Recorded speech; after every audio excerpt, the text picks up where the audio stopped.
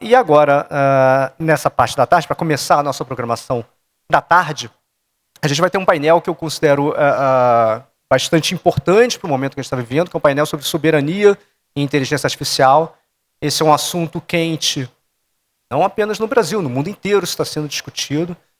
Como garantir, né, essa soberania, é uma questão estratégica de Estado mesmo, né?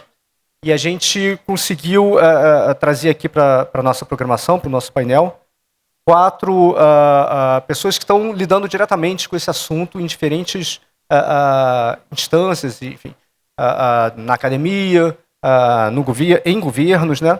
Governo federal, governo estadual também do Piauí, que virou um exemplo nacional nessa área de IA. E a gente vai conhecer um pouco mais das iniciativas deles e o que eles pensam sobre soberania de IA. Lembrando que no final do painel vocês podem fazer perguntas também, a gente vai abrir uns 5 minutinhos no final. Então vão pensando o que vocês querem perguntar para eles. Acho que está um painel bem rico aqui.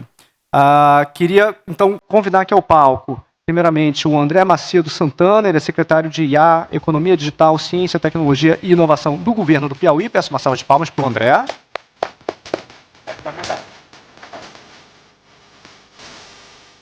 Para fazer companhia para ele, Carlos Rodrigo Fonseca Lima, superintendente de IA do SERPRO. Peço uma salva de palmas também para o Carlos.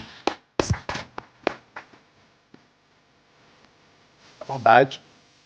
Fábio Cosman, diretor do C4AI da USP. Uma salva de palmas também para o Fábio. E para completar o nosso time aqui, Henrique Miguel, secretário de Ciência e Tecnologia para a Transformação Digital do Ministério da Ciência, Tecnologia e Inovação do Governo Federal. Peço uma salva de palmas também para o Henrique.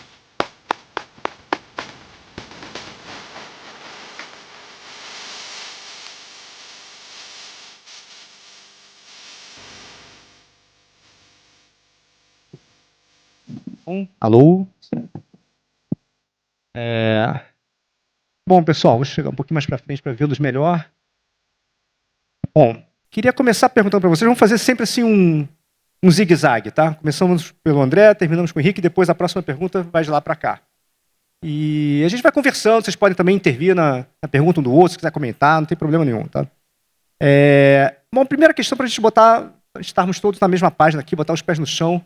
Eu queria ouvir de cada um de vocês qual é o que vocês imaginam por soberania de IA para o Brasil? Qual é a soberania possível de IA para o Brasil? E aí, se puder separar por camadas, assim, a gente já... Bom, eu cubro tecnologia há bastante tempo. Um tempo atrás se falava, temos que ter fabricação de chipsets no Brasil. Hoje meio que já se esqueceu isso, não sei. Mas quero ouvir, de repente dá para... Não sei, quero ouvir. Mas enfim, estamos falando de quê? De chipsets, estamos falando de quê? Data center, está tendo Renata agora? Ou o quê?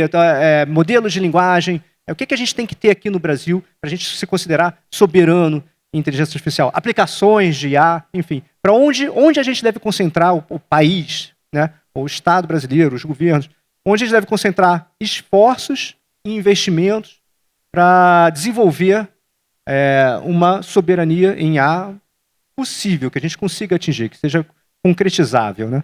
Vamos começar aqui pelo André, que tem iniciativas muito bacanas lá no Piauí. Depois a gente tem uma pergunta só para você contar tudo que vocês estão fazendo lá. Mas vamos começar pelo menos para a gente entender o que vocês imaginam por soberania de IA para o Brasil.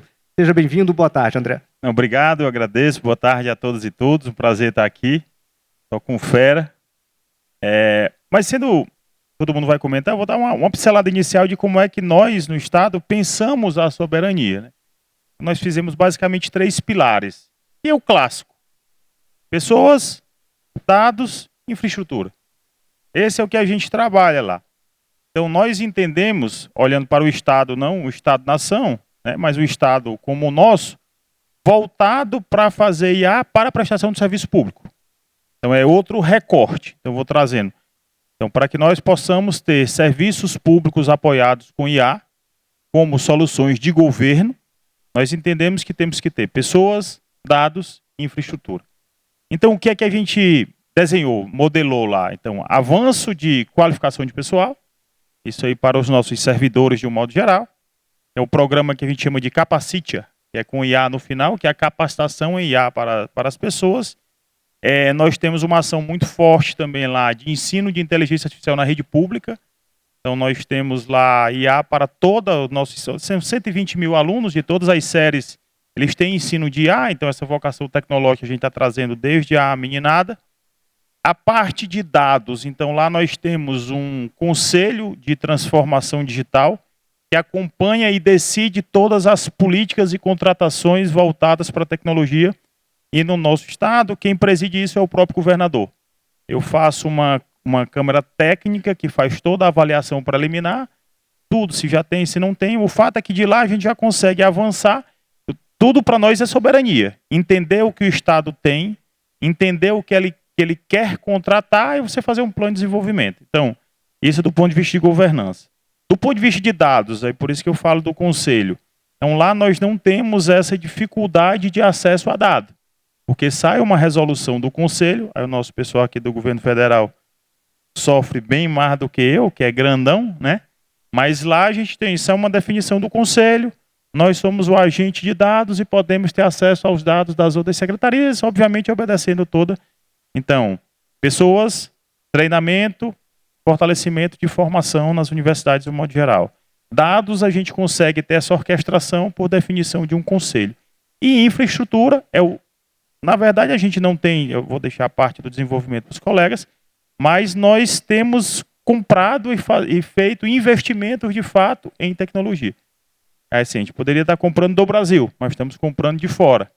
Nós temos softwares para orquestração de dados, que poderia existir no Brasil, mas que a gente também contrata de fora. Então, as soluções de pilha de IA, que na verdade tem parte disso no nosso plano brasileiro de IA, eu entendo que será um passo seguinte para que nós, enquanto estados, pudéssemos, né, consumir as tecnologias nacionais, mas, de novo, nosso foco, para a prestação do serviço público. Então, entendemos que a inteligência artificial, no nosso caso, é para a melhoria do serviço público. O nosso foco são pessoas, dados e infraestrutura. É assim que o Estado do Piauí se enxerga como um ente para ser soberano, entre aspas, ou participar desse ambiente soberano de IA. Agora, quando você fala em infraestrutura, você está falando de data center ou eu entendi que você está falando de aplicações? Lá nós entendemos que assim, você querer, aí o meu professor, né, pega lá do livro lá de projeto e análise de algoritmo, dividir para conquistar. Então, primeiro você tem que ter. Então, assim, nós compramos e colocamos na nossa empresa de tecnologia. Aí já temos redundância junto com os nossos data centers de Secretaria de Fazenda, os que não param, né? Um data center de uma Secretaria de Fazenda não para nunca. Um data center de uma Secretaria de Saúde, dificilmente ele vai parar. Então, a gente já começa a aproveitar a infraestrutura instalada que tem para poder botar a máquina. Você tem o equivalente a um SERPRO estadual lá, é isso? Isso, a nossa Qual é o nome? ETIP, a Empresa de Tecnologia do Piauí, que inclusive somos parceiros do SERPRO. E deve estar aumentando a capacidade dela drasticamente agora com as aplicações de IA que vocês Exatamente. rodar, né? Aí eu acho que as Depois a gente fala na próxima. Rodada. Joia, beleza. Obrigado. Carlos, na sua opinião, onde o Brasil deveria focar atenção, esforços, investimento em busca de uma soberania de IA? Boa tarde. Bom, boa tarde, Fernando. Boa tarde a todos e todas. Primeiro, agradecer o convite. Quando a gente fala de soberania, e principalmente soberania de IA, o leque é enorme, é gigantesco, né? E não dá para abraçar o mundo, é fato, né? A gente tem que atuar aonde a gente consegue. E como é que o SERP tem feito ao longo do tempo, né? Quando a gente está falando da camada mais baixa, que é a camada de infraestrutura, o SERP vem investindo em placas aceleradoras NVIDIA desde 2019. E a gente entende que soberania também é opção de escolha. O que a gente fez? Bom, se a gente não tem ainda, né, secretário Henrique, ainda placas brasileiras para a gente poder comprar, a gente tem investido também em outros modelos de placas aceleradoras, nesse caso, placa aceleradora chinesa, para ter de certa forma ali, uma possível escolha caso alguma coisa saia de uma rota que a gente entende como a ideal. Graças a Deus, continua tudo tranquilo, então a gente continua investindo tanto em placa chinesa, quanto GPU NVIDIA, e assim a gente vai crescer no parque. Mas ali, subindo as camadas um pouco, aí a gente está falando de framework, de dado, de bibliotecas, aí sim, aí é o métier do SERP. É onde o SERP se encontra e é onde a gente investe. De que forma? Trazendo um modelo open source para dentro do que a gente chama de SERP LLM. Então, o SERP tem Model Garden, que a gente instancia modelos open source ali, e é ali que a gente cria as aplicações de governo. A gente deixa de usar modelos de fronteira que estão hospedados em outros países? Não, em hipótese alguma. Pode-se também usar. Mas para aplicações ou cenários sensíveis, onde o dado, em hipótese alguma, pode sair de data center, não estou falando nem do Brasil, não possa sair do data center do SERPRO, é ali que a gente constrói nossas aplicações e ainda falo, toda vez que eu encontro com o André, eu espero que muito em breve o Soberania esteja ali do SERP LLM. Estamos construindo essa... Acho que vale explicar para quem não conhece Soberania, o LLM que foi criado, né, pelo governo do Piauí. Isso, lá nós tivemos a ousadia de avançar no desenvolvimento de uma LLM em português para a preservação da nossa língua e da nossa cultura, né? Porque a gente entende que o passo, tem tudo a ver aqui com o evento, o passo que a gente entende da desburocratização do serviço é que o cidadão possa falar para poder pedir o seu serviço. Então, se ele fala, eu tenho que entender o que ele fala. Por isso que a gente focou em português e na nossa língua e cultura. Depois a gente volta mais adicionalmente, né, o SERPRO também agora tem, além do Soberania muito em breve, tá, secretário? Tem modelos treinados em português lá. Então, a ideia, com peso aberto, com código-fonte aberto, com possibilidade de geração de novos modelos a partir daqueles modelos básicos que ali estão. Então, é desse jeito que a gente constrói. E aí, você começa a construir aplicações ou framework em cima. Por exemplo, framework para construção de agentes, framework para desenvolvimento de bibliotecas, enfim. Então, o que eu entendo de soberania é aonde a gente consegue resolver, né? E aí eu estou falando das camadas mais altas da pilha. A gente tem investido bastante nisso, e também, inclusive, com o próprio MCTI. E nas camadas inferiores que hoje o Brasil ainda não consegue resolver, a gente tem escolhido a soberania por opções. Então, a gente tem 2 opções ali, e é onde o caminho que a gente entende que deve ir desse momento. Acho importante essa coisa de, assim, tudo bem, compra o chipset, as placas estrangeiras, mas que elas estejam instaladas aqui num data center que você controla, né? Ainda mais quando estamos falando de dados de governo, né? Que são sensíveis, né? Que controla e sem ligação nenhuma com o mundo externo, né? Então, esse é um outro ponto também. Não há nem telemetria vaza. Então, não há nenhuma comunicação. Então, a gente tem a total gerência sobre essa infraestrutura. Isso é que é importante. Fica em Brasília esse data center de vocês? Brasília e São Paulo. Brasília. Como é que é o nome dele mesmo? Você tinha me falado. Não, a gente tem data centers próprios do SERPRO e tem colocation também. Tranquilo. Obrigado, Carlos. Fábio, sua opinião sobre soberania em IA no Brasil. Boa tarde. Opa, tudo bem? É um prazer estar aqui. Obrigado pelo convite. Obrigado aí pela audiência, né? Eu acho que soberania é uma palavra carregada que nem inteligência, né? É difícil definir. Eu vou tentar dizer, fazer talvez uma divisão um pouco mais, na minha opinião, didática sobre o que se pretende com o stack de IA, né? Eu dividiria a IA em 3 partes, assim, só para o efeito dessa discussão, embora a gente vai ficar discutindo a vida inteira o que é IA e o que não é IA, mas só para o efeito disso, eu acho que existe uma IA que é aquela IA que olha para o futuro, então está pensando em representação de conhecimento mais avançada, em técnicas de raciocínio. Isso eu acho que a Universidade Brasileira está cuidando. A Universidade Brasileira eu sou da Universidade de São Paulo, tenho vários colegas olhando isso, estou vendo aqui a colega Renata Wasserman, uma das principais pesquisadoras do mundo nessa área de representação de conhecimento. Eu acho que o Brasil tem uma comunidade soberana de acadêmica para olhar para esse lado mais para o futuro. O Brasil tem uma tradição acadêmica antiga, né? Então acho que é importante falar isso. Mas tem essa IA, diria assim, um tanto clássica, mas também que olha para o futuro, né? Mas o resto da IA, aquela IA que está mais hoje sendo discutida, aquilo que nós estamos discutindo aqui na verdade, que os empreendedores estão olhando, eu dividiria em 2 partes para efeito dessa discussão. Eu acho que a IA preditiva, aquela que usa grandes quantidades de dados para melhorar o seu negócio, para recomendar, para fazer recomendações, essa IA nós temos. Nós sabemos, essa IA é uma questão de treinar as pessoas. Essa IA é algo que nós precisamos cultivar. Não ficar só pensando, não, quando a gente tiver as placas B200, não sei o que lá. Não, a gente pode fazer uma boa IA, algo bastante útil para a população. Eu acho que o Brasil poderia ter assim como foco ser um país onde o uso da IA é muito útil para a população. Acho que seria um bom slogan assim. E isso seria totalmente soberano, porque o que a gente precisa para isso é garantir que as pessoas saibam pensar com IA, né? Saibam pensar nesse novo mundo, sejam treinadas adequadamente. E aí tem uma outra terceira IA, que acho que essa que gera muita discussão, mas eu queria dar a ela o devido tamanho, né? Porque senão a gente fica meio, assim, perdido.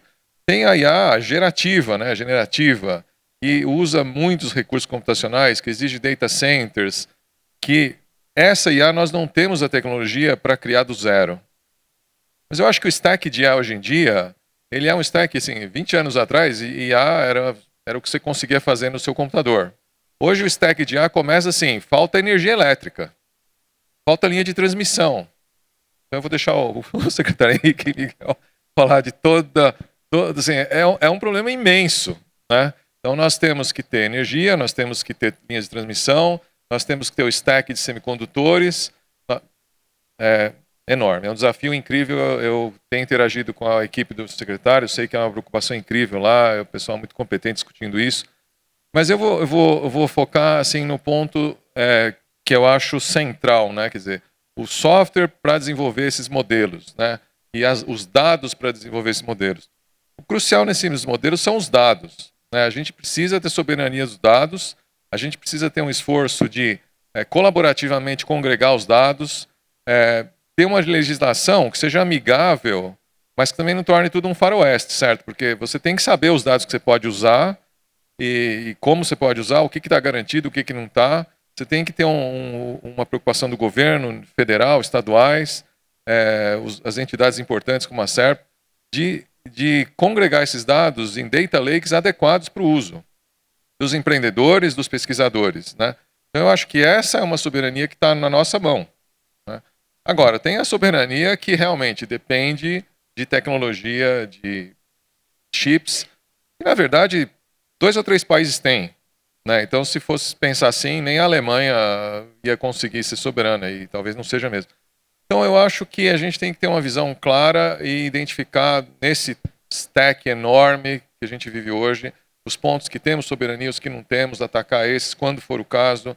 E eu acho que tem muita coisa favorável aí para nós, para o Brasil, nesse mundo todo. Bom? Muito obrigado, Fábio.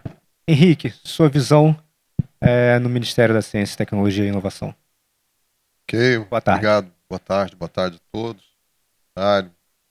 Antes aqui do CEP, da academia, professor Fábio e os demais participantes aqui desse evento. É um tema complexo, né, Fábio? Essa discussão sobre soberania realmente é algo que vem acompanhando aqui as iniciativas que estão em andamento e em discussão no Ministério, no governo e na comunidade acadêmica, empresarial já há um bom tempo. Eu sempre menciono, comentei há uns dias atrás com o Fernando, que eu sou um funcionário de carreira lá do Ministério. Então, ano que vem eu completo 40 anos de Ministério. Então, passei por um grande período no qual a soberania não tinha essa evidência como tem hoje, essa discussão, graças à evolução crescente da IA e à dependência que trouxe, mas já era um tema que se discutia bastante, né? Por exemplo, lá nos anos 80, a gente discutia muito até a capacidade de fazer os projetos aqui dos equipamentos da então informática aqui no Brasil, porque isso era uma questão que hoje ainda prevalece, mas não tão grave quanto naquele momento. Era uma questão de acesso.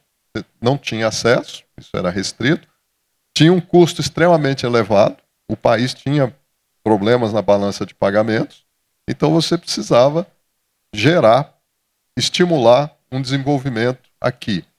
E esse desenvolvimento, para o bem e para o mal, ele pegou praticamente todas as áreas em que envolvia a informática e as telecomunicações. Um caos, né?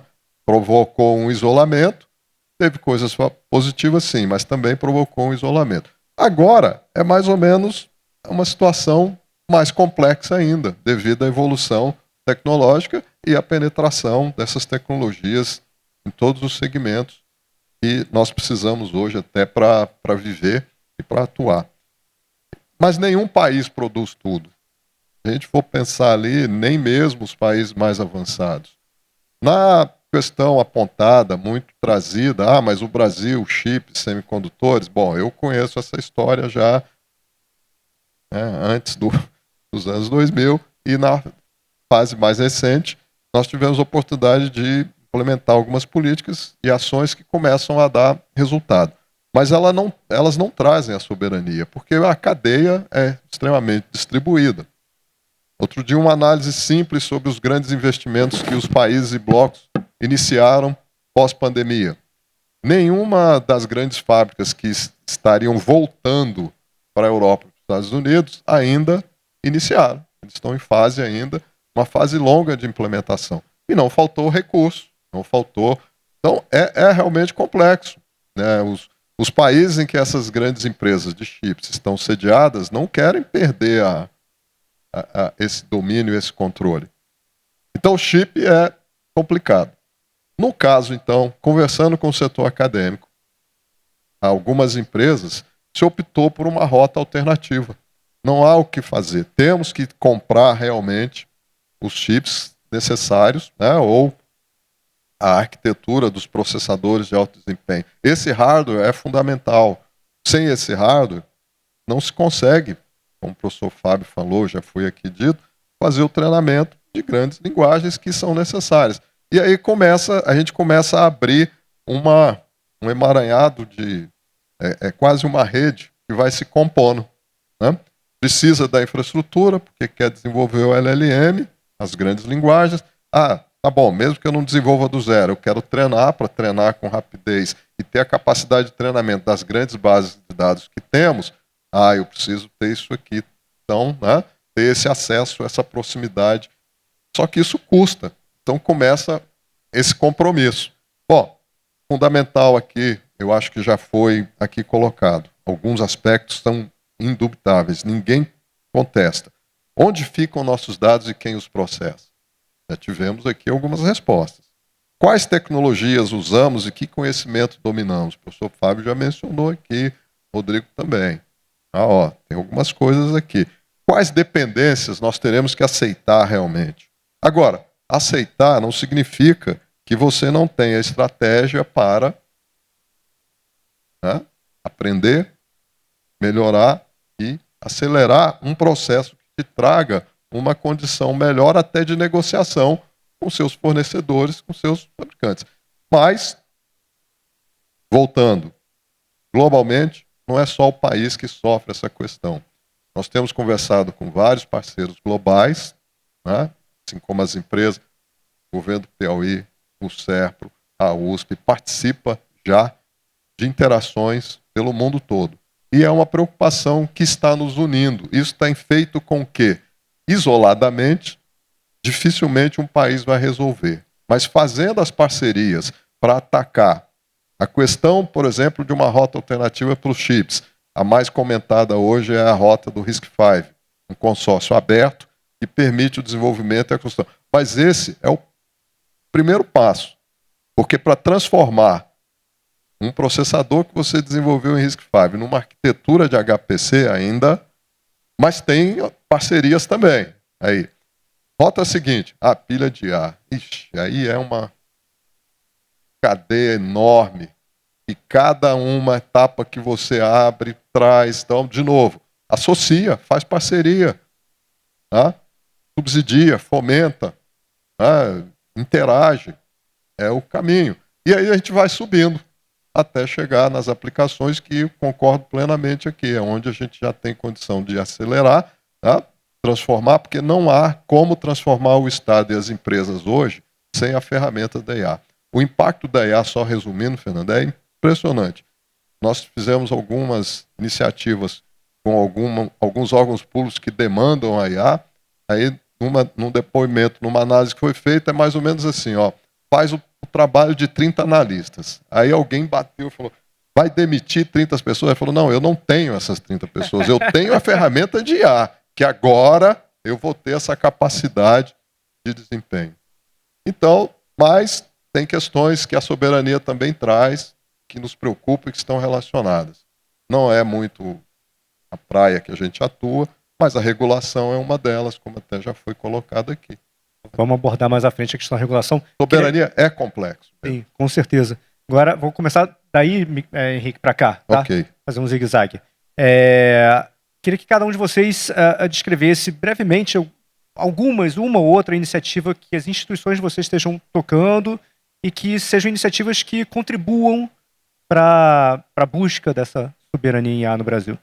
Começando por você, Henrique. O que você pode destacar? Às vezes você pode falar supercomputador, né? Tinha que tocar desse ponto. Eu resgataria dizendo o seguinte: nas interações que fizemos, setor produtivo, a área acadêmica, outros órgãos de governo, ficou claro que a inteligência artificial tem ali a sua cadeia estruturada. Bom, infraestrutura, necessário, já foi aqui mencionado. Então, estamos falando supercomputadores e redes de comunicação. Isso é o básico. Mas também estamos falando em treinamento e capacitação de recursos humanos, para todos os níveis, do usuário, como já foi colocado aqui, mas também o desenvolvedor e até aquele pesquisador que atua não só no que se enxerga hoje de IA, mas também atua nas próximas gerações que estão vindo aqui. Fundamental, eu entendo que isso é realmente perfeito, como o secretário André falou. Olha, uma IA para ser utilizada, por exemplo, na educação, em todos os níveis, tem que falar português, tem que entender regionalmente. Ele até tem um exemplo lá de determinadas terminologias que se usam no Piauí, que fala aqui para a gente, não é a mesma IA, mas é a mesma IA. Tá? O professor Fábio tem experiência com língua dos povos, línguas indígenas, povos primitivos aqui no Brasil. Então, como não ter isso?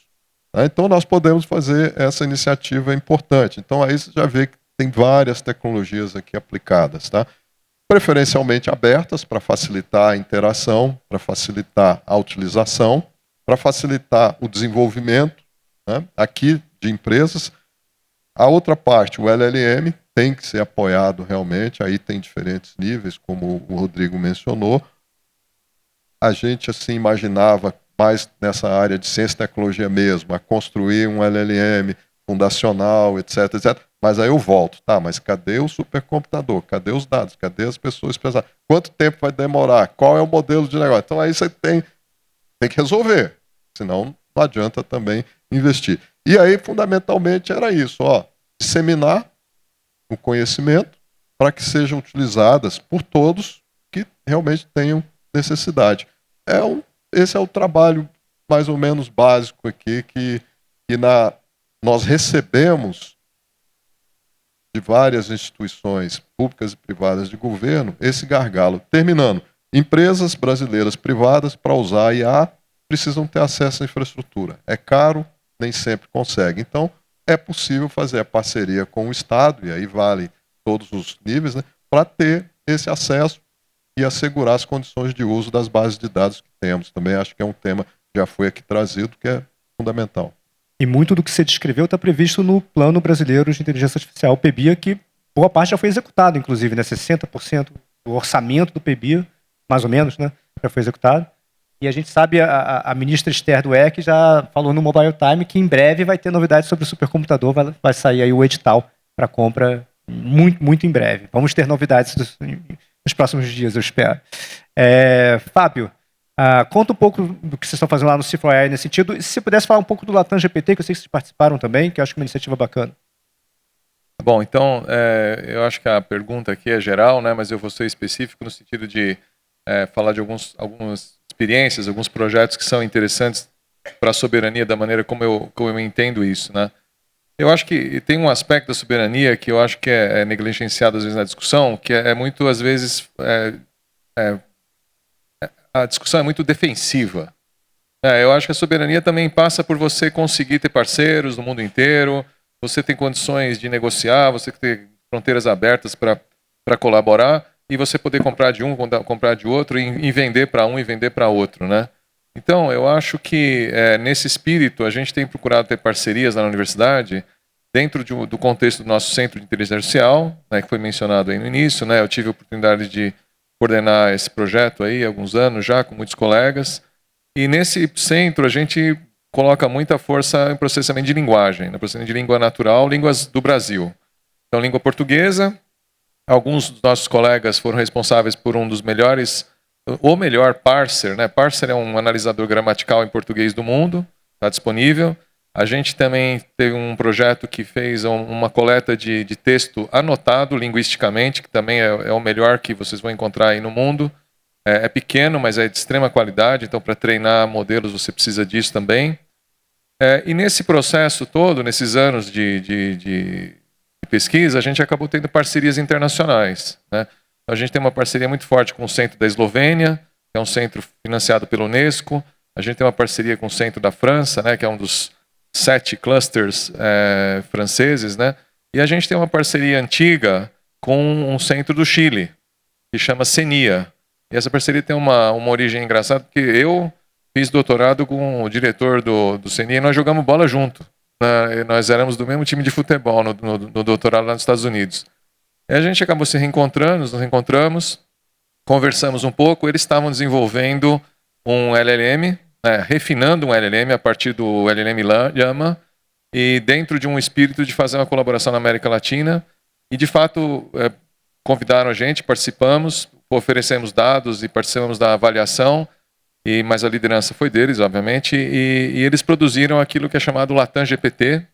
Talvez não seja um grande nome, né? Mas não tem nada a ver com a OpenAI, é um projeto aberto, livre, né? É o melhor LLM do nível de 70 bilhões de parâmetros no que diz respeito à cultura latino-americana, né? Então é um esforço muito grande que foi feito.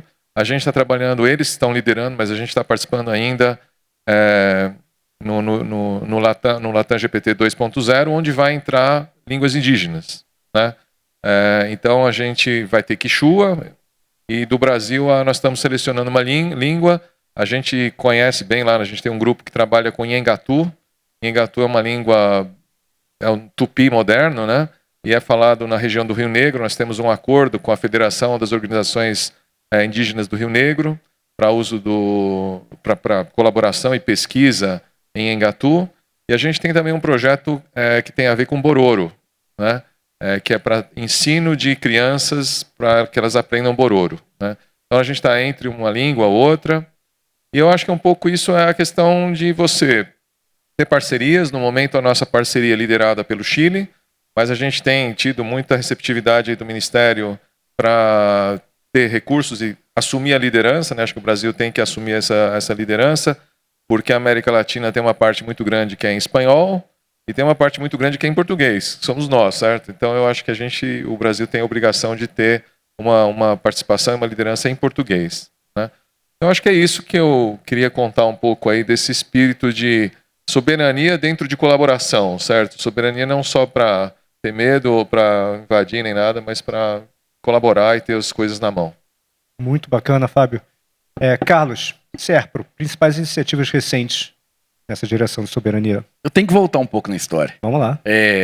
Serpro não é nenhum neófito em inteligência artificial, né? Sabe. Apesar que grande parte da população, inclusive minha mãe, né, ela acha que a inteligência artificial começou em 2023, né?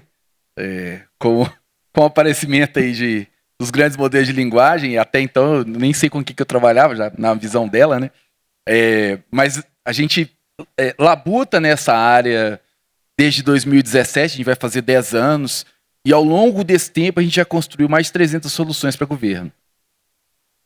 Então, tem uma bagagem significativa da empresa e de ativo governamental, e como o professor bem disse, né? Então a gente tem muitos serviços de modelagem preditiva trabalhando em cima dos dados de governo, uma plataforma bem forte de visão computacional e biometria, que é o IBio, e o IBio, para vocês terem uma noção, eu estava fazendo uma apresentação para semana, não, depois da manhã, eu fui contabilizar, o IBio hoje está com 396 milhões de faces. Então é uma base biométrica deveras parruda, né? A gente faz ali 50 milhões de transações por mês de validação facial e prova de vida e vê coisa que até Deus duvida, né? A criatividade do brasileiro para tentar uma fraude é absurdamente interessante. E aí eu vou falar de IA generativa, né? Que naturalmente é o assunto da moda aí. A preocupação que eu tenho, o secretário André falou muito bem, né? O SERPRO constrói soluções para o Brasil, né? Para o Brasil todo. E o Brasil, ele não é o Brasil aqui que está nessa sala, é fato, né? O Brasil, ele é um Brasil gigantesco, ele tem vários Brasis, né, dentro do mesmo país, e quando a gente cria solução de governo, ele tem que atender a todos nós que estamos aqui na sala, mas tem que atender o colega que está lá no interior do Maranhão, o outro que está lá no interior do Piauí, o cara, né? E isso é um dos exemplos que eu costumo citar aí, a capacidade dos modelos de entender o português brasileiro, ele é fundamental, porque há dificuldades no uso da linguagem coloquial. Se vocês testarem aí, vocês vão observar que aquele português que a gente entende, né, pelo meu sotaque, vocês já sabem de onde eu sou, e esse sotaque, em muitas regiões, ele é mais aguçado, né? E modelos de linguagem treinado em língua estrangeira, ele tem dificuldade de entender. Mas eu vou além disso, né? A questão da nossa cultura. Quando você faz perguntas que para a gente é fundamental, é elementar, modelos que grande parte deles que são usados de forma de externos, né? Eles não conseguem entender. E eu vou no último ponto, que talvez é o ponto mais sensível, que é o que fez sair essa parceria que a gente construiu lá. É a nossa história. Todo mundo que está nessa sala aqui, ou grande maioria, se bem que o público está bem diverso, né? Mas eu vou falar por mim. Eu estudei pela Barça, tá? Quando eu chegava da aula, tinha que fazer um trabalho, hein, secretário? Você também era assim, né? Você sabe. A gente estudava pela Barça. Então, eu abria a Barça lá, olhava, né? E pegava o conhecimento daquele dia, né? Quando você pega outras gerações, e eu estou vendo vários aqui, eles já estudaram pelo Google, né? Então, o cara dava um Google ali e vinha a informação. E agora as minhas filhas, elas estudam pelos modelos de linguagem. E ali tem algumas coisas que me incomodam. Porque o dono do modelo é o que escolhe a história que vai ser contada. Bem colocado. E aí faça um teste aí. Agora não, porque eu já falei tantas vezes essa palestra que já deve estar dado o jeito de arrumar. Mas quando eu perguntava quem inventou o avião, em grande parte dos modelos aí não aparecia a figura do Santos Dumont. E isso me incomoda. Porque daqui a pouco algumas figuras da história, da nossa história, vai desaparecer. E essa é a preocupação do SERPRO hoje. Então eu tenho que atender a população, eu tenho que respeitar a nossa cultura, mas mais ainda, respeitar a nossa história. Então, se é um assunto que a gente tem investido nisso, e independente de soberania, tá? A palavra é bonita, e o secretário falou muito bem, né? A gente parece que começou há pouco tempo, né? Ninguém nos falava nisso. Mas talvez a grande preocupação quando a gente está falando em construção de solução de governo. E é isso que o SERPRO tem investido, de ter modelos criados a partir, primeiro, com um corpo significativo em português, e que tem a possibilidade de que a gente perpetue a nossa história, que ela não vai ser engolida por quem é dono ali dessa ferramenta. Muito bem colocado. André, iniciativas no governo do Piauí. Achei pouco aqui, esses 20 minutos aqui para eu falar. É brincadeira. Bom, seu poder de eu síntese. até anotei aqui para poder. Pois vamos lá. Primeiro lá nós temos uma pergunta muito simples, assim. A gente quer ser soberano para quê? Ah, legal, eu tenho um chip, eu tenho um dado, eu tenho tudo. Sabe o que é que eu faço com isso no final das contas? Então lá, a nossa decisão foi, nós temos que ser soberanos, mas que isso chegue de fato a quem nos interessa, que é a prestação de serviço para a população. Preciso deixar isso muito claro. Então, nosso raciocínio lá, o entendimento, ele passa pela utilização popular das soluções que podem ser geradas. Caso contrário, a gente vai ter o chat GPT do melhor do mundo, se a pessoa não souber perguntar, para nosso governo não faz sentido você ter toda essa evolução. Não estou falando do Brasil e não estou falando das universidades, falando como nós entendemos o que é que nós temos que avançar. Então, quando eu comentei pessoas, então lá nós criamos uma faculdade só para formação tecnológica de IA e ciência de dados. Se na grande maioria é certo, Sudeste, Sul, Mas na grande maioria dos estados, a concentração de formação tecnológica é apenas na capital ou na metrópole. Então, você não tem nunca numa cidade, por exemplo, o Piauí, para vocês terem uma ideia, tem 175 municípios com menos de 5 mil habitantes. Certo? Então, se vocês terem uma ideia, então você tem uma escola lá ensinando inteligência artificial, a gente entende que isso também vai fazer com que haja o desenvolvimento tecnológico na ponta voltado para a inteligência artificial. As parcerias são fundamentais. Então, existe o IMPA no Rio de Janeiro, né, o IMPA-Tec. Então, nós temos um IMPA-Tec Nordeste lá no Piauí, que vai começar no próximo ano. E a gente conseguiu reorganizar junto com o IMPA, o foco deles aqui é matemática da inovação. E lá, Fábio, a gente conseguiu colocar uma vertente, obviamente, a matemática da inovação, mas conseguimos colocar IA e ciência de dados também como sendo um próximo passo, formação de pessoas. As nossas universidades criaram um curso de inteligência artificial, então isso aí seria o foco que a gente está fazendo na parte de formação. Dados, eu sou suspeito, mas assim, eu faço essa fala em muitos locais, eu acredito que quem tem melhor dado de qualidade no Brasil, tirando as Big Techs, é o governo, e que a gente não usa. Vocês imaginaram que a gente está falando de cultura de dados, todos os documentários que a gente deve ter na TV Cultura, nas nossas universidades, todos os papers dos nossos professores, banco de dados da CAPES, banco de dados do CNPq. Então, nós temos a Embrapa, você tem o DataSUS. Chega a ser, assim, a gente falta o fôlego para dizer. Então, eu entendo que o Brasil é soberanidade. Para o que a gente precisa, não tenho muita dúvida disso aí, não. Nosso caso lá, foi que nós focamos isso, em governar, mas tomar a decisão de quem acessa o quê. Senão a gente fica numa rodada danada e não evolui. Então lá nós temos só um modelo diferente, por exemplo, lá a gente entende que segurança pública não são dados apenas de uma secretaria de segurança. Então, por exemplo, nós temos dado de assistência social, que implica diretamente vigilância, dado de trânsito, que implica também na segurança, dado de saúde, você vai fazer uma política pública voltada, por exemplo, para acidente de moto, eu tenho que ver, na verdade, se está diminuindo no hospital. Então, já tem alguns modelos de data lakes, como o Fábio falou, já padronizados para a gente poder disponibilizar. Temos um problema nos governos, de um modo geral, eu acho que isso aí serve para todos, que temos uma dificuldade absurda de contratação. O pessoal acha que a gente contratar a solução de tecnologia é igual contratar uma empresa para fazer uma casa. Não entendem a nossa legislação, e aí é culpa nossa, Brasil, de um modo geral, não se separa o que é de fato tecnologia, que você não pode sair mudando toda hora as coisas, então você anda para trás. E todo mundo só quer fazer as contratações públicas pela tal da lei lá, que era hoje é 14.333, né? Que era 8.666, hoje é 14.333. E existe um arcabouço jurídico interessantíssimo de compras públicas para inovação, que na nossa opinião, a gente também não usa muito, embora eu vou comentar o que é que o Estado está fazendo, né? Temos uma ação com startups, de um modo geral, a gente está vendo um oba-oba muito grande de soluções de startup que não conseguem fazer a predição de escala. Então você vai lá, as bichinhas te dão lá, uma nuvem é tantinho, o processamento é tantinho. Aí 5.000 usuários, fecha um negócio para 100.000 usuários, aquele preço se quebrou todinho. Então a gente acha que tem que fazer isso também. Estamos tentando fazer isso lá, isso do ponto de vista de gente, né? Do ponto de vista de dados. Do ponto de vista de gestão é isso, eu comentei, e aí no final das contas, a gente tem avançado também no debate da instalação de data center no estado. A gente tem, o Piauí hoje tem 99,7% da sua matriz energética limpa, né? Então lá nós temos muito sol e muito vento. Então é um atrativo para a instalação de data centers, mas isso aí é uma política mais nacional. O Ministério, a gente tem dialogado muito com isso.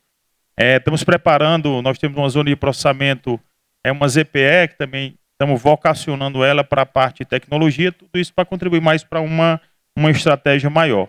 E no nosso caso lá, pessoal, focar em as pessoas entenderem para que é que serve a danada DSA.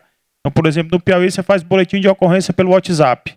Você fala e faz lá, você consulta a sua regulação, você consulta o remédio da farmácia popular, tudo pelo WhatsApp, que é assim que a gente está conseguindo ganhar mais o entendimento da população.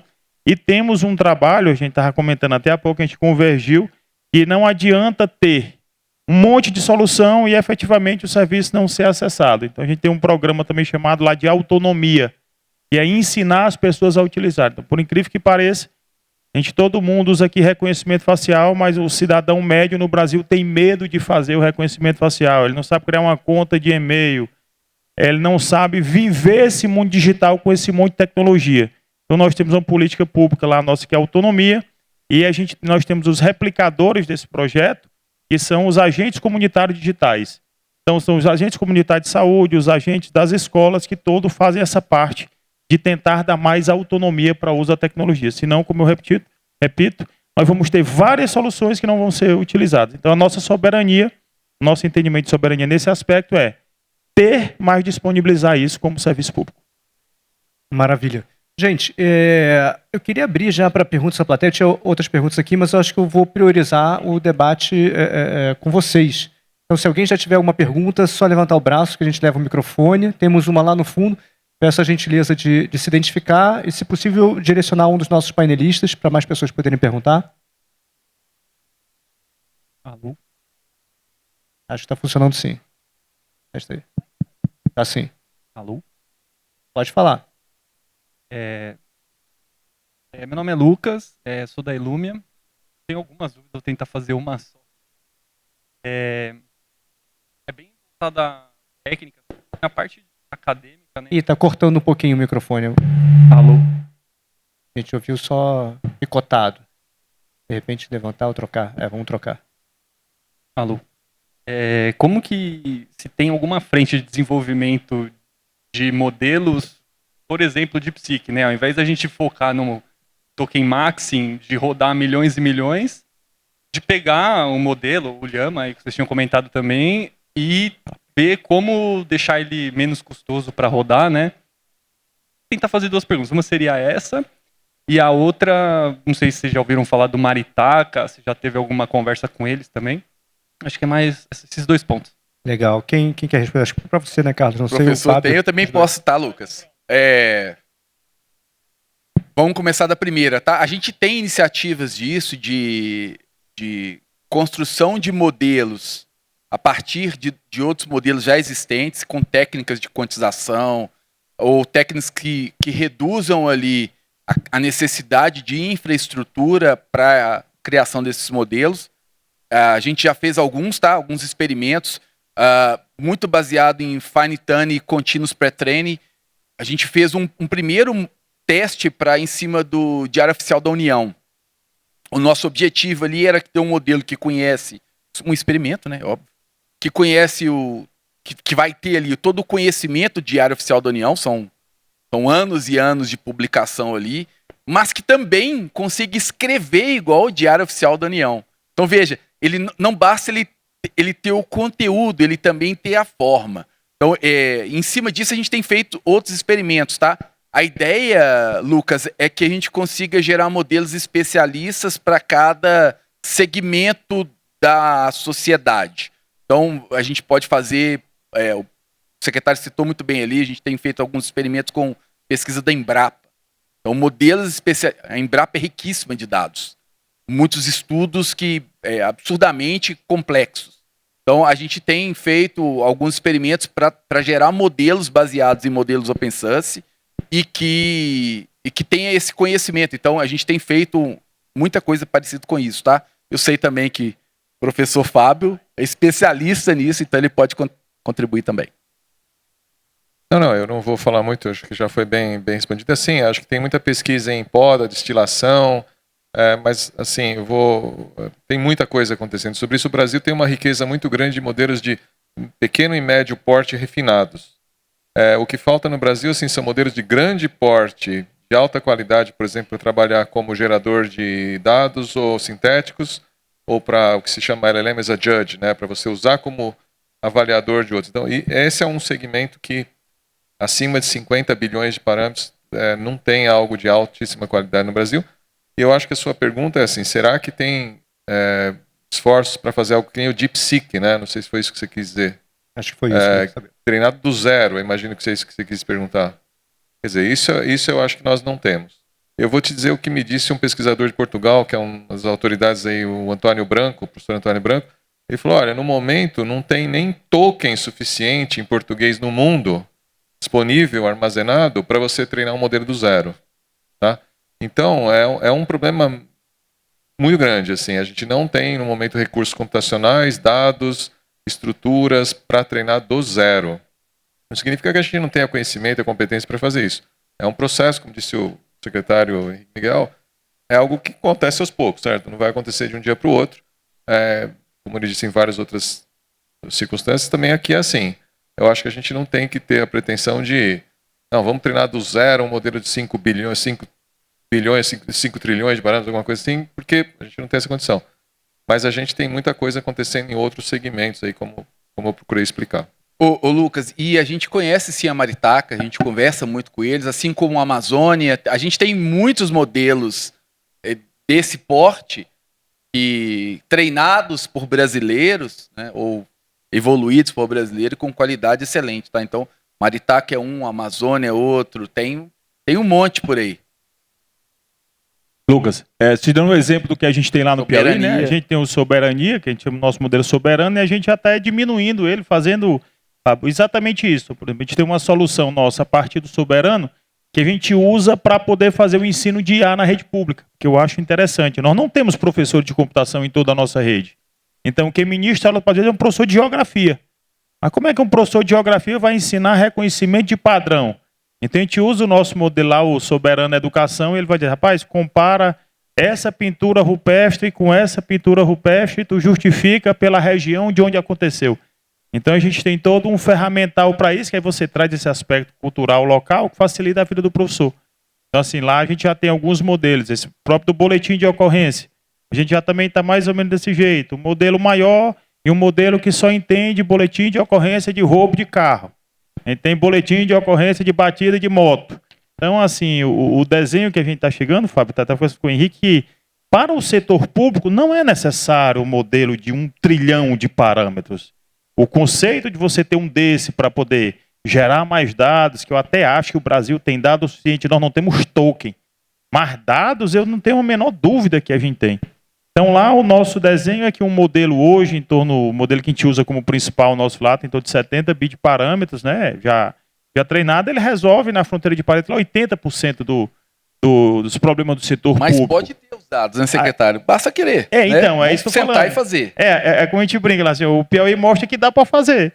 Então, assim, a gente escalar isso aí, todo mundo consegue, né? Bacana. Gente, vamos lá, quem mais quer perguntar aqui para o nosso painel? Só levantar o braço, temos uma pergunta aqui, ó, lá naquele canto.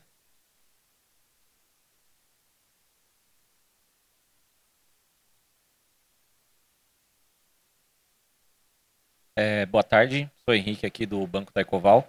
Eu tenho duas perguntas relacionadas à questão de infraestrutura. Não só infraestrutura, sim, infraestrutura. O Brasil ele é o maior país com potencial energético do planeta. Então a gente sabe que a gente tem as nossas hidrelétricas que estão a todo vapor aí. Primeiro, o Brasil ele está trazendo muita tecnologia para cá. Então a gente está falando de muitos data centers externos. Hoje a gente tem a principal matriz energética de IA, são os nossos Google, Microsoft, Amazon. Aí eu tenho 2 pontos em cima dessa questão. A primeira é, hoje, como que vocês enxergam a capacidade brasileira de trazer tanta energia aqui para o país? E a gente sabe que a gente tem diversos problemas elétricos, né? Principalmente em São Paulo.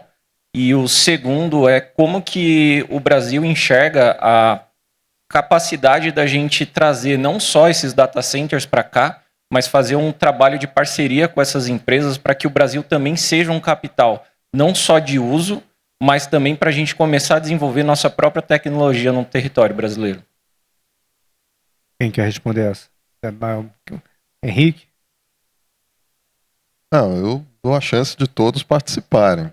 Mas, olha, a questão realmente da política de data center, que há uma medida provisória que se transformou num PL no Congresso, é o programa Redata, né? É um programa que busca estabelecer estímulos para a implantação de data centers no Brasil. Realmente é uma questão complexa e faz parte das equipes que estudou esse tema, representantes do Ministério das Minas e Energia que cuidam desse aspecto de disponibilidade. A gente até brinca que o melhor local para instalar data center no Brasil é Itaipu, tem tudo, água e energia está ali, é só, né, tomada, né? E não tem problema de ficar longe de quem vai consumir, não. Mas isso é só, né? Há realmente políticas e iniciativas dos estados, que também vários estados estão facilitando, mas é complexo, porque você ter realmente o data center, ele é um ambiente fechado de propriedade de quem ali o implanta e é um grande demandante realmente, né, de energia. Água é um pouco mais, eu diria que água é problema, mas não chega a ser, porque os sistemas de refrigeração hoje, principalmente dos chips, que não podem ficar nem segundos sem refrigeração, é um circuito fechado, não é a água propriamente. A água é para o grande ambiente que você tem, que demanda um resfriamento geral do ambiente. Ou seja, são técnicas que vão melhorando. Então, é uma iniciativa que você tem que cuidar e suprir. A questão energia também, os grandes data centers estão preocupados com outras fontes de suprimento de energia, não só a energia gerada, a energia elétrica gerada diretamente. Então, você tem várias outras formas alternativas que estão sendo utilizadas e que a gente tem condição também no país de implementar. A solar é uma delas. Né? É plenamente possível ter investimentos que se apropriem dessa facilidade, desse recurso que existe aqui. Então é algo que vai evoluir. O desafio que nós estamos tendo lá, principalmente na nossa visão de ver algo que transformaria em algo melhor apenas trazer o data center, é integrar essa política com as outras políticas que existem, legislações, que permitem, por exemplo, o desenvolvimento e a construção dos equipamentos aqui. Então é um caminho. Você tem políticas de estímulo e esses equipamentos poderiam ser, pelo menos, integrados aqui no Brasil, aí gerando emprego, estimulando a cadeia. Tem um conjunto de equipamentos do data center, rapidamente, por causa do tempo aqui, que teria plena condição de você fabricar, desenvolver e fabricar aqui. A parte de energia e refrigeração você consegue, tá? Fabricar e desenvolver. Claro, o cerne do equipamento, 80% do investimento, está baseado em poucos fornecedores, mas os fabricantes desses equipamentos estão aqui no Brasil, eles operam aqui no Brasil. Então, repito, é possível ter essa integração da cadeia a partir, claro, de um conjunto significativo. A parte da pesquisa e desenvolvimento é todo o complexo que se procura movimentar, destinando recursos para estimular as universidades e os centros de pesquisa a desenvolver essa tecnologia através, agora, realmente intensificando a cooperação. As redes dentro do governo, dentro do país, várias redes aqui estabelecendo, então, suas redes de desenvolvimento e em cooperação com outras instituições globais, não só América Latina, Europa, Ásia, Estados Unidos, África também, Índia, China, é o caminho que a gente tem realmente para trilhar nesse segmento. E não há outra forma. Acho que o professor Fábio exemplificou bem. Integrar, por exemplo, um LLM desenvolvido e outras iniciativas, a língua espanhola com a língua portuguesa, aproveitando vários países que falam português, é brilhante. A grande questão aqui já foi colocada, nós nem exploramos muito. São as bases de dados que a gente treina com as linguagens externas, e aí é que é o grande problema, porque não é a questão do data center estar fora ou estar aqui no Brasil. Se for de propriedade das Big Techs, tem legislações que estabelecem que eles têm total poder de desligar a chave e você fica fora. Essa é a questão chave de soberania, que aí sim eu acho que a gente também tem que prestar atenção nesses aspectos. Muito bem colocado. Fábio, quer comentar? Só queria falar uma coisa muito rápida, porque na verdade acho que você ouviu da melhor pessoa do Brasil para responder essa pergunta já. Então só vou ser bem o secretário que entende bem desse assunto está pensando nisso. Mas eu vou falar só o seguinte, que eu acho que existe um argumento na direção que você falou, para que a gente... Primeiro eu acho assim, eu acho que a gente tem que incentivar que venham os data centers. Acho que no mundo inteiro está havendo discussão, em alguns países está havendo discussão e reações à instalação de data centers. Eu acho que a gente não devia tornar isso um assunto polarizado e contaminado de uma série de outras... eu acho que tem que ser feita uma coisa tem que ser bem feito, para que as populações não sejam prejudicadas e não se voltem contra. Mas a gente tem que ter esses data centers aqui, porque é uma questão de investimento e controle de dados muito, muito importante. Dá para você falar, não, a gente não quer isso porque é muito barulhento. Tem que ser feito direito para que não seja um problema. E o Brasil tem condições de fato, mas não é só o Brasil, né? Quer dizer, na Austrália, por exemplo, de tarde você já não paga energia elétrica, porque é só você instalar energia solar e eólica em todo lugar, todo mundo vai ter. Então o Brasil tem que, de certa forma, correr. Mas o que eu queria falar, na verdade, é o seguinte: eu acho que essa sua pergunta, ela tem um lado que é o seguinte: eu acho que é muito importante, por mais que as empresas venham, por mais que seja bom que elas venham, eu sou favorável que algumas instituições, que seja SERPO, governos federais, governo federal, governos subnacionais, federais, municipais, universidades, tenham também instalações, tenham algumas, porque você precisa formar gente, porque é muito não trivial usar esses equipamentos. Não é que nem usar Windows, não é. Então é muito difícil usar. Então a gente precisa de gente formada em fazer isso funcionar. Então é só isso que eu queria dizer. Gente, a gente está com o tempo estourado. Vamos lá. A Renata tem uma pergunta bem rapidinho, Renata. Ela vai palestrar aqui no final. Mas, pô, deve ser uma boa pergunta. Estou apostando.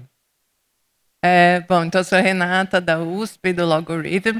E a minha pergunta bom, pode ser para qualquer um, mas talvez mais voltada para o secretário André, que mencionou a questão da educação. E eu queria saber, então, qual a perspectiva para essa educação? Me chamou muita atenção o exemplo que você usou de reconhecimento facial, que as pessoas não usam porque não sabem, mas a gente tem pessoas, como eu, que não sabem, que sabem e não gostam.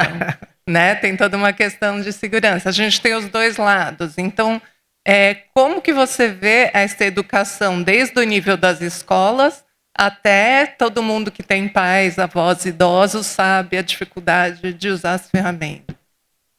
Bom, isso aí é um golaço. Lá, o que é que a gente está enxergando? A geração que já está participando lá no estado, né? Então, o Piauí ele tem todas as escolas de tempo integral, 90% delas, o contraturno é curso profissional e técnico de tecnologia. Então, na verdade, lá a gente está formando uma geração tecnológica. A gente conseguiu ver o conflito que eles têm em casa. Eles já sabem de tudo e a paciência é desse tamanhozinho para conversar com os pais. Essa aqui é a regra.